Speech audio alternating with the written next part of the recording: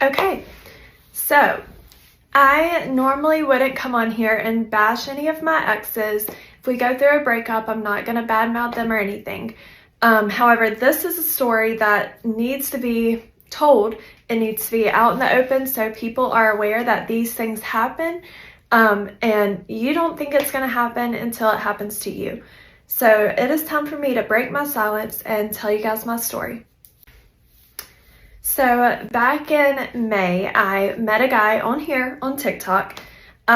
Things were great. We were FaceTiming. I was flying out to see him in Texas. We were just like, we really caught a good vibe and we were rocking and rolling. Next thing leads to another, and he's wanting me to move out there. So after 3 months of knowing this guy, I decide I'm going to pack up everything and move out there because for some reason I wanted to get out of this town, and this was like a way out for me, and I thought it would be fun. I loved this guy, and what could go wrong? So before deciding that I'm going to go out to Texas, I chose to investigate this guy and, kind of make sure he's a good guy to move out there with because I'm moving 13 hours away. So as a realtor, we have a forewarn app, which is where you can look up any stranger you're about to show a house to or anything like that, and it shows you their criminal background record, all of that stuff, so that you remain safe. So I look him up on my forewarn app. His slate is clean. Everything on there is perfect. There's no charges. He seems to be a great guy on paper. So therefore, I decide, okay, I'm going to move out to Texas with him. So on June 24th, we moved out to Texas. On June 29th, on my birthday, I get a text from my mom. And this is a screenshot of his mugshot. Now, it's a charge for harassment. When I asked him about it, he basically chalked it up to misunderstanding, nothing should have happened, whatever. So me, I have no reason not to trust this man. So, okay, I'm going to go with it. Little did I know. So a month of me being out there, everything was fine up until the last of it. But we were traveling, we were doing things together, we were playing house and everything. It was great while it lasted. Now he was starting to get a little bit controlling, saying things like I couldn't wear certain bikinis, I couldn't drink when I wanted to, I couldn't watch The Bachelor or any TV show that I love to watch. I was not allowed to do these things. So red flags in my head are going off. I'm already kind of weary that he's starting to be controlling, and I don't like that. So now we get into the story. August 1st, we had a river trip planned to New Braunfels with his brother, his brother's girlfriend, a big group of people. We were all going to go rent a cabin, go tubing down the river, go to a concert that Saturday night, just spend a whole weekend away and doing fun things.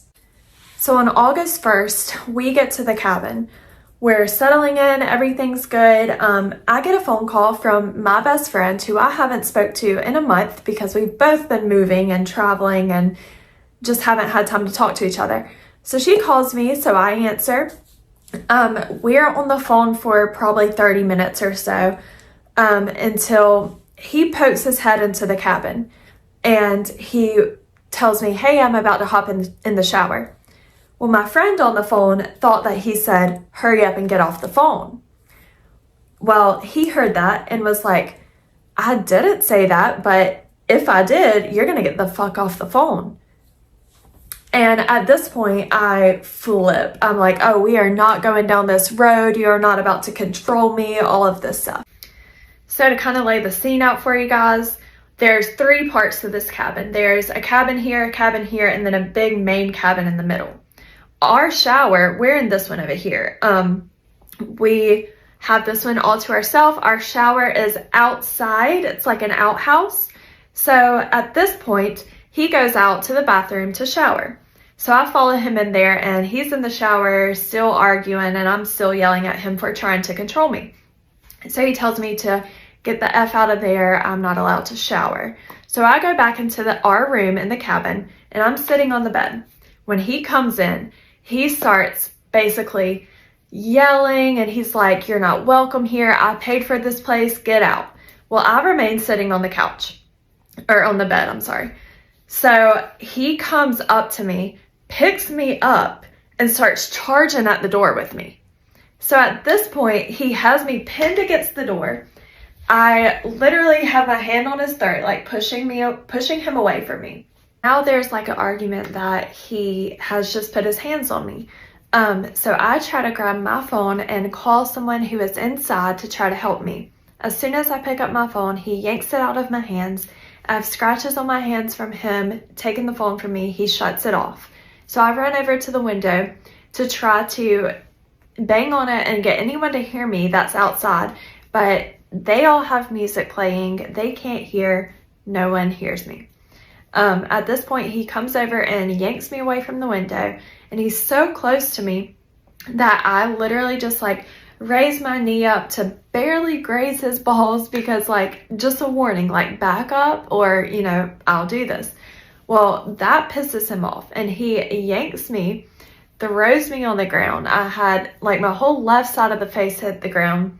And at this point, like, I guess he realized, oh my God, like I messed up. So he was like, "Oh, I'm so sorry. Like, I can't live with myself that I just put my hands on you. This is not right, blah, blah." So we talk through all of it and come to the conclusion. We just go to sleep, and we're going to try to have a good rest of the weekend. So Friday, August 2nd, we had plans to go to the river and that night go to dinner.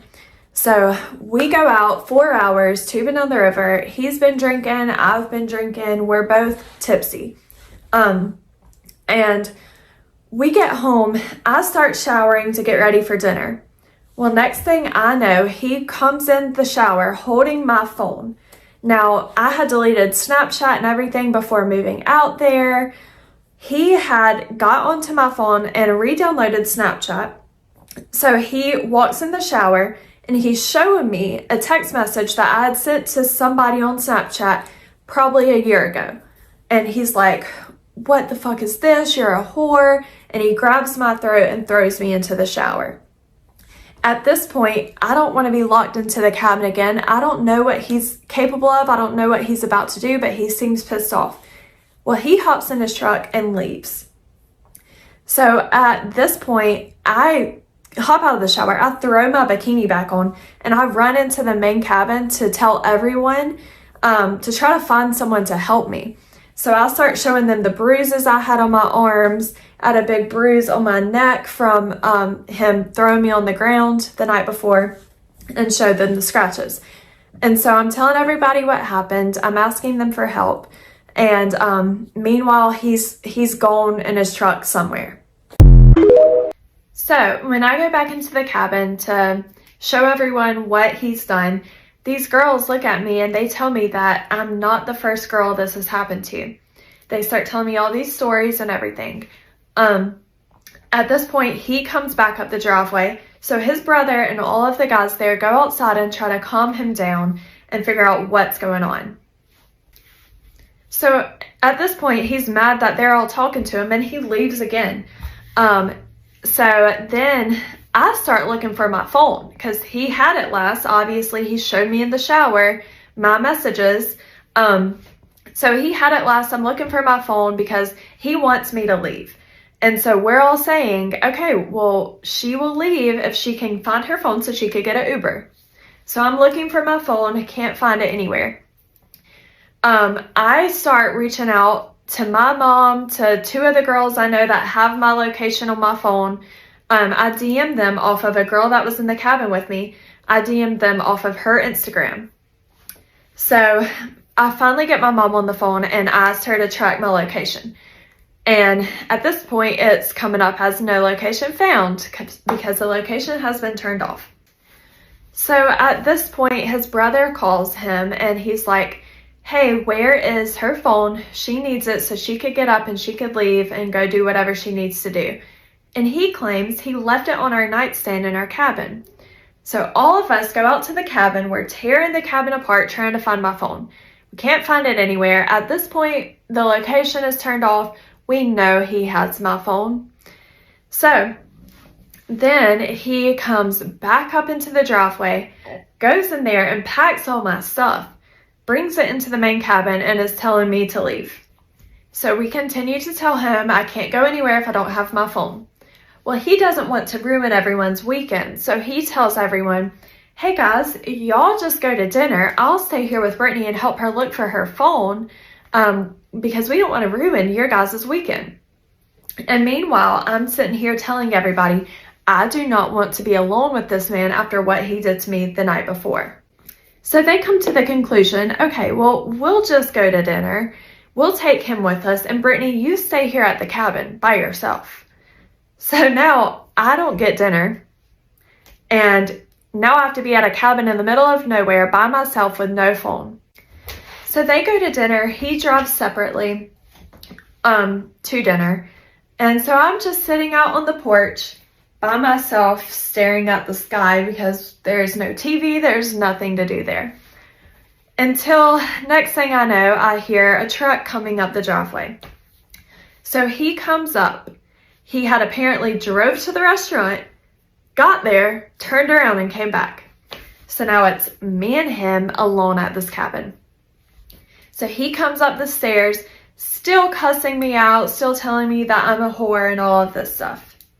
He then tells me that we're going to leave the cabin and drive 4 hours back to Lumberton, Texas. And I reply by saying, we have been drinking all day. I don't want to go anywhere with you after you've been so drunk.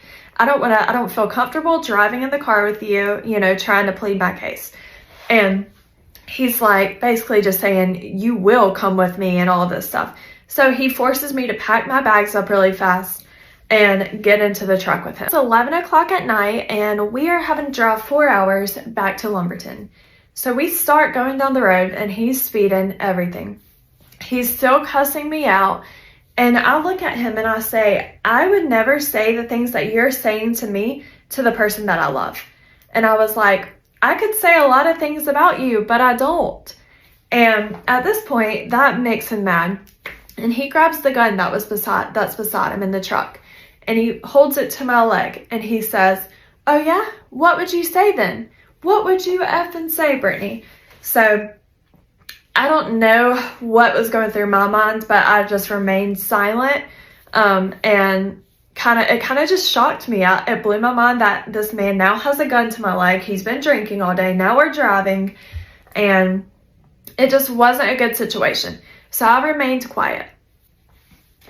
Well, then he comes to reality and he realizes, oh, I just held a gun against your leg. So now he feels bad that he did this to me. So he pulls over in Buc-ee's and asks me if I needed water, if I need to go to the bathroom. So I go in and get a water, come back out, and he has the door locked with the gun sitting between his legs.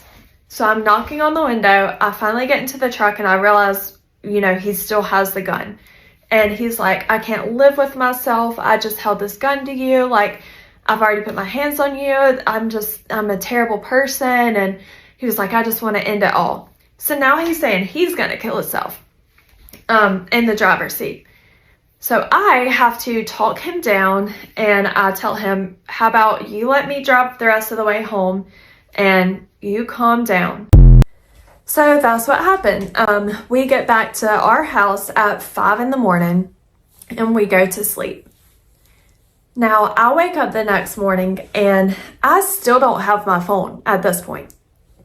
So I find my MacBook computer and I log on to it because I'm like, okay, maybe I really lost my phone. I was drunk. Maybe I left it somewhere. I don't know. So I keep my debit card in the back of my phone. So I was like, if I did leave it somewhere, maybe I should turn that off, lock all that stuff. So I log on to my First Citizens and I lock my bank account. But when I pull that up, I see that it says a Venmo. I Venmo'd him $500. which I know I didn't do. So now I'm starting to get suspicious. I'm like, okay, well, he just did that. He just gave himself my money. So then I go to find my iPhone on my MacBook, and it shows my phone is in his truck right outside. So at this point, I'm still looking to see what else he might have done on my phone. I pull up my messages and I see that he had been texting his ex-fiance, acting as me.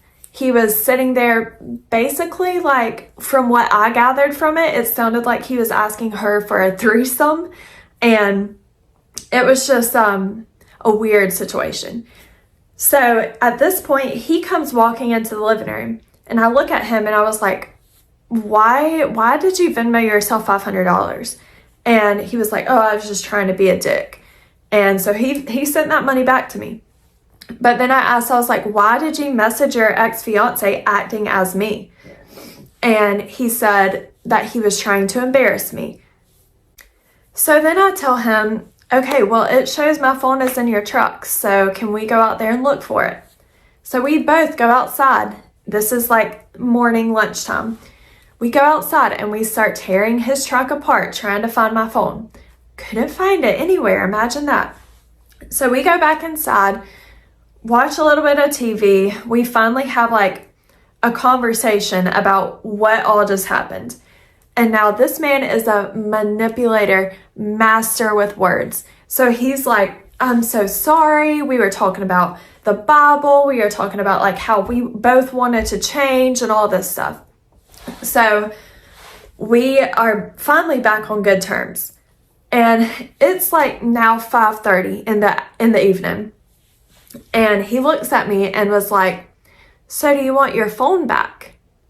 So I was like, yeah, I would really like my phone back. Meanwhile, during this time, I didn't have my phone. My friends were all calling me, texting me, trying to figure out what was going on because I had just asked them to try to track my location and it had been turned off.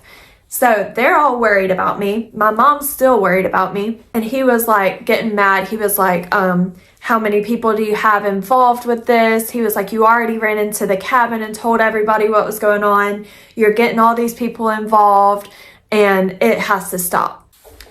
So I told him, I was like, well, let me go outside and get my phone out of your truck and I can call everybody back and let them know that I'm okay.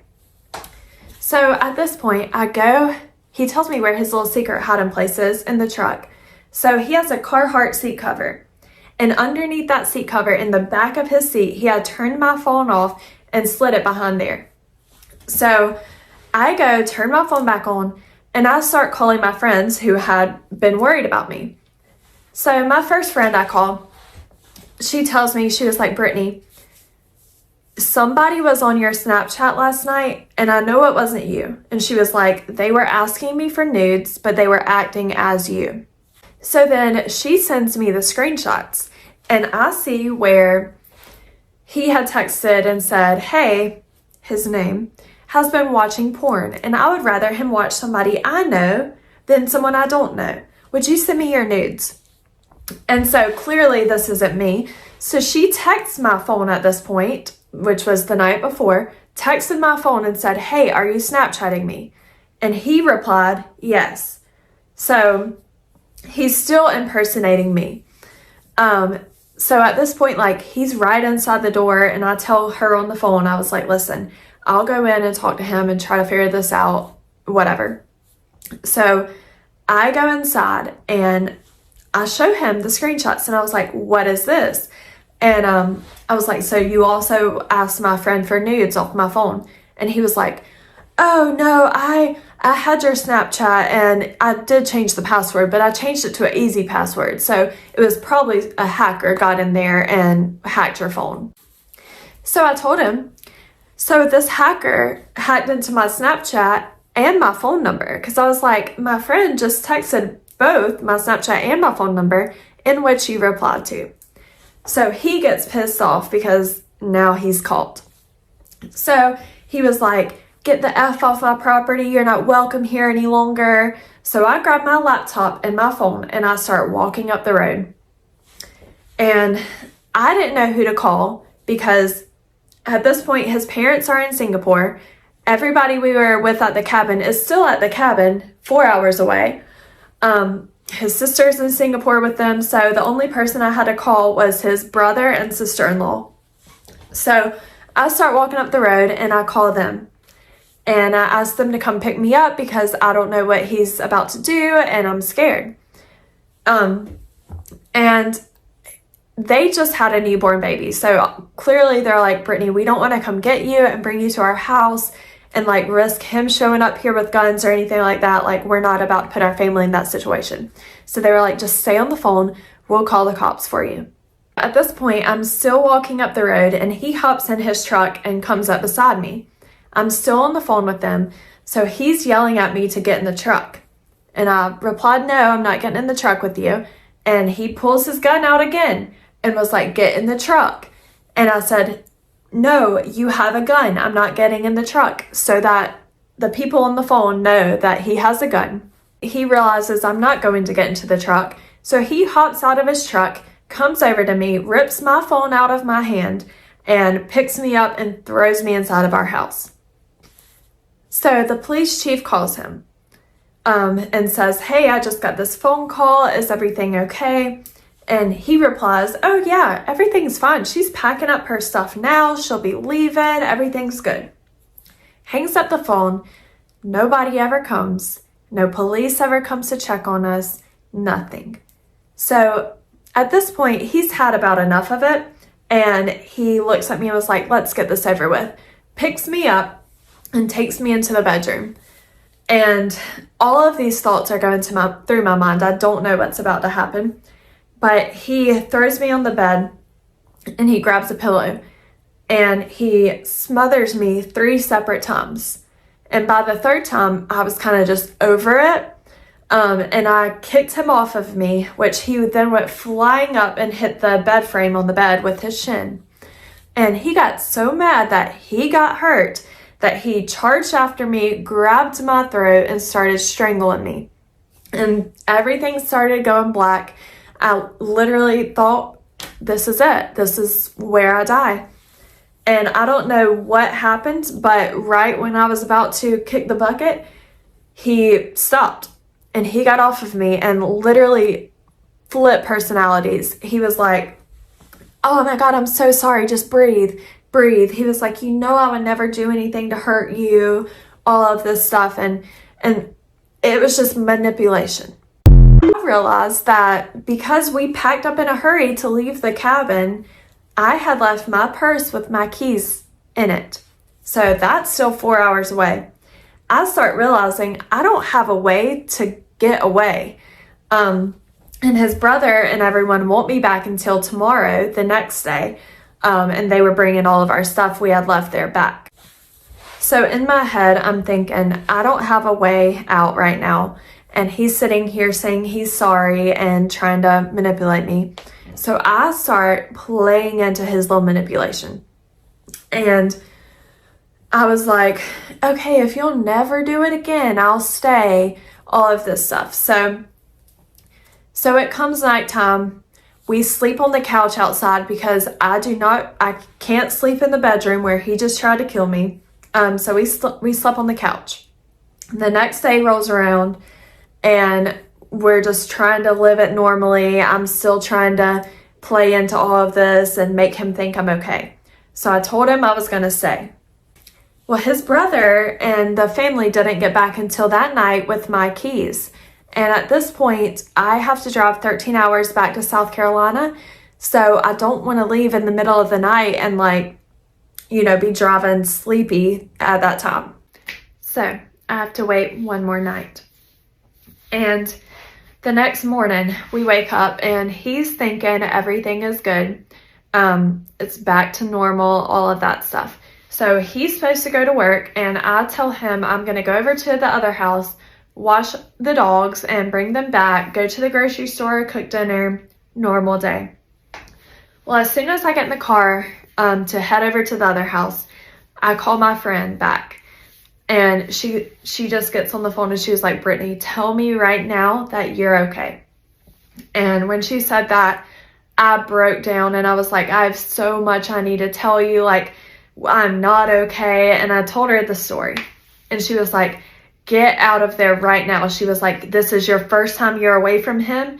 Run, book it home. And I'm crying and she's crying. So she calls my mom, three-ways us, and my mom's freaking out. You know, I'm scared to death. I just start gunning it down the road all the way back to South Carolina. And I leave everything behind. Everything I owned is still at his house to this day. I came home with nothing but the clothes I was wearing and my purse. So meanwhile, I don't know how much time I have to get down the road before he realizes that I've left. So I'm going 94 down the highway. I'm about probably 45 minutes to an hour out of Lumberton. I'm now in Louisiana. A cop pulls me over. So I tell the cop what's going on, and I know that he's probably going to be behind me in any second. So I'm telling this cop I'm running for my life, and I try to tell him the whole situation. And he just looks at me, writes me my ticket, gives it back to me, and was like, drive safe. So no help from him, no, hey, I'll bring you to the police station, you stay here, you're safe, nothing. Drive safe. So I keep gunning it. Well, about that time, my phone shuts off and it's reported lost, and the only number popping up to call is his number. So when this happens, I lose the phone call with my mom and my friend. I lose my directions. I can only call him. So I call him, and he's sitting here telling me that I'm a coward for leaving when things got tough, all this stuff, and how much of a piece of shit I am. So he's already saying, if you don't think I'm right behind you, you're ridiculous. So he was like, I'll meet you in South Carolina. He said, you better have everybody ready, and whatever happens when I get there is on you. So my mom and my friend are trying to still call me. So I tell them, I'm like, hold on, let me answer this phone call. I'll call you back. I get on the phone with them, and they're like, Brittany, call the next police station. Tell them he is behind you and see if you can stay there, and we will come pick you up. So I'm in Alabama at this point, and I call the next police station 13 minutes up the road. And I tell them the situation. I tell them I'm running from him, who he is chasing me right now. Well, the lady on the phone says, honey, we close at 5. You can't stay here, and your parents are going to have to drive a long way, so you can't stay here. So another cop that wouldn't help. So I then decide, all right, well, I guess I'm just going to gun it all the way home and whatever. So I call him back, and at this point, I'm trying to just talk him down because I have to get gas. I have to stop, and I don't want him to catch up to me because Lord knows what would happen. So I get on the phone and I'm like, listen, I just need to go home for a couple of days, clear my head, and then I'll be back. And trying to manipulate him a little bit since we're playing these games.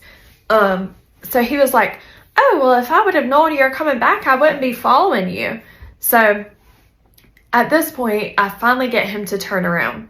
He goes home, but I finally get back to South Carolina that night. My stepdad had met me in Atlanta and kind of escorted me the rest of the way home. So I get home and sleep and think everything's fine. The next day, I start getting Google alerts on my phone, and it's saying that someone has logged into my Gmail and all of this stuff. So I'm starting to realize this man has hacked into my stuff. Because when he stole my phone for that entire day, he not only did everything he did on my phone, but he screenshotted all of my username and passwords and sent them to himself. So now he's got access to everything of mine. So I go in and I try to change my email passwords and all that stuff. And somehow he just hacked into it and changed it back. He set up a recovery email for his email address. So at this point, I had no way of getting into my emails. He was changing my Instagram, TikTok, Snapchat, Facebook. He changed all of those passwords. And if I wanted to try to change them, it would send an email to that email, the old email I had that he had access to. So I couldn't change anything. So then I was able to have someone come over here who's like kind of tech savvy. And we created all of these burner fake emails and stuff, and was able to go into my Instagram and Facebook and hack that stuff back and switch it to a new email and change the passwords and all of that stuff. Meanwhile, like, it pops up where you've been logged in at, and it would keep saying logged in Lumberton, Texas, like an hour ago. So like, I know he was logging into all of my things out there, and Lord knows what he was doing on there. I was able to get my Facebook and my personal Instagram back. Snapchat and my real estate Instagram, he still has. I've reached out to Snapchat and told them the situation, and Snapchat basically was just like, we're no further communicating with you. So I got blown off, and now he's on my Snapchat. I have my friends watching it. We see the numbers going up. We know that he's texting whoever he wants to text on there, acting as me. Not only my social medias and stuff like that he was able to get into, but I left everything out there. So I left my social security card, my birth certificate. My new driver's license was delivered to his house. So now all I have is a paper temporary driver's license that no one accepts. Not only did this man lay hands on me, try to murder me, and hacked into all of my accounts and stuff like that, but I receive a message from his ex-fiance, who I had reached out to try to get some information from and just ask her, like, hey, is this who he was with you, or was this just me? And the messages I received from her is scary. So I first of all apologized to her for him acting as me and, Snapchatting her, texting her, whatever, acting as me. And she replied with, he was not only messaging her as me, he was sending her my pictures of me to her. He was calling her throughout the entire relationship, which was only 4 months, but was calling her, asking her to come over and like have sex with him and everything. And she proceeds to tell me like 3 different incidents from his ex-girlfriends that he has done to them. And this entitles like stealing their phone while they're asleep, creating Hinge, Tinder, Bumble accounts as them, using their nudes to message other girls and say, hey, I'll trade you my nudes for your nudes. And he was doing that with them. He had broke into an ex's house before, put a gun to his head before. So like, it's nothing new. But a lot of these girls have tried to go through with charges against him, which fell through. Because his family is so known, he would lawyer up and get these charges dropped. So it's kind of just, this is who he is, and his family isn't helping him get the mental help he needs.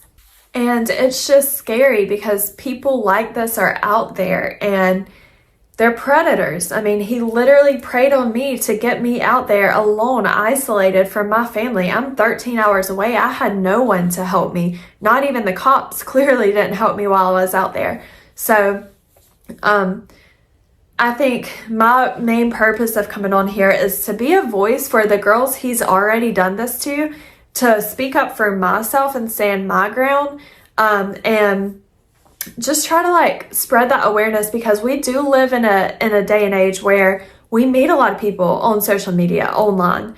And my main thing is, while there are some good relationships online, people do fall in love, whatever, do your research. Because I tried to do my research.